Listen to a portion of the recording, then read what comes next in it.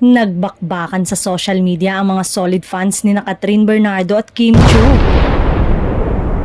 Ito'y dahil sa titulong People's Superstar.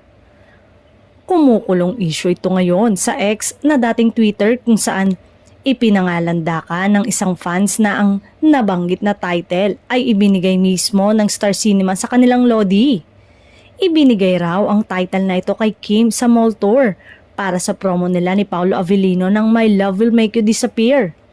Ipinakilala raw at tinawag si Kim bilang People's Superstar ng host. Ayon sa nagpost, sa title na raw ito ng gigil ang mga supporter ni Catherine. Sabi pa niya, kaya pala trigger ang fans ni Catherine Bernardo dahil tinawag na People's Superstar ng Star Cinema si Kim Chiu.